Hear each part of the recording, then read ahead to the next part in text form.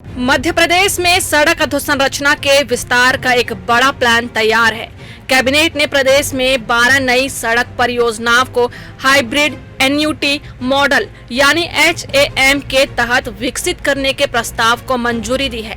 इन परियोजनाओं की कुल लंबाई करीब 787 किलोमीटर है और अनुमानित लागत 25,139 करोड़ रुपए से अधिक है।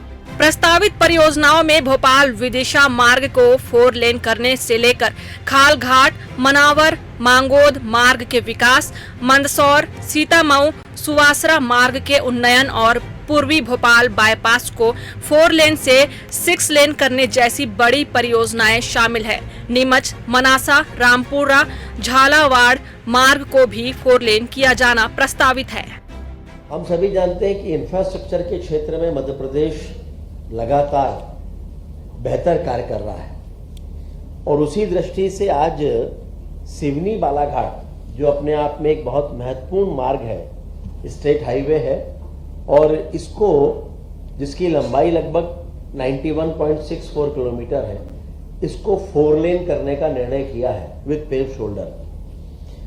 और इसका जो 6 किलोमीटर है वो फॉरेस्ट का एरिया है और टाइगर टूरिज्म कॉरिडोर जिसका पहले ही मध्य प्रदेश की धरती पर ही डिक्लेयर हुआ है, उस दृष्टि से भी इसका कुछ भाग जो है। सरकार का तर्क है कि बेहतर सड़कें सिर्फ आवागमन आसान नहीं करेगी, बल्कि इसका सीधा असर प्रदेश की अर्थव्यवस्था पर पड़ेगा। शहरों में गांव, मंडियों से किसान, औद्योगिक क्षेत्रों से बाजार और पर्यटन स्थलों से पर्यटकों की कनेक्टिविटी बेहतर होगी।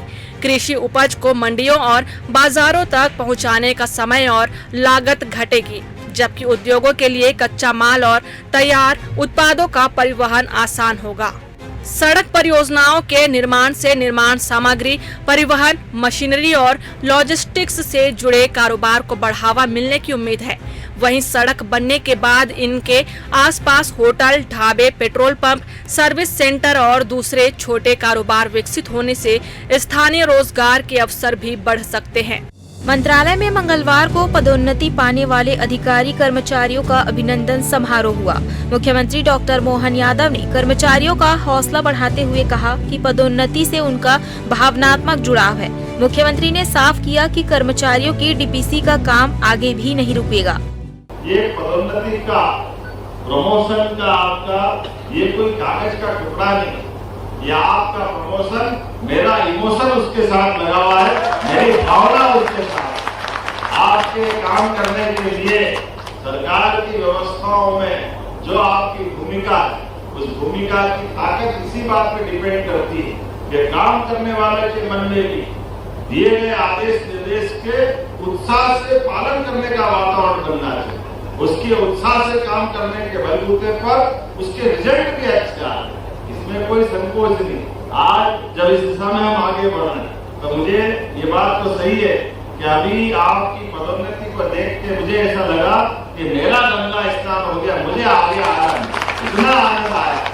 लेकिन कोई बात नहीं, अभी जो बचे हैं, अभी तो हमने कहा है कि हमारे ये प्रमोशन रुकने वाले हैं, ये लगातार चलेंगे। मुख्यमंत्री ने कहा कि सरकार कर्मचारियों के हक में लगातार फैसले ले रही है। इस साल सभी विभागों में पदोन्नति की प्रक्रिया जल्द पूरी करने की बात भी कही। उन्होंने बताया कि प्रत्येक विभाग में नई भर्तियां भी की जा रही है। तो हर साल होने वाली पदोन्नतियां भी इस साल की बाकी है, अभी और होने वाली है सभी विभागों के लिए, कोई निराश नहीं हो।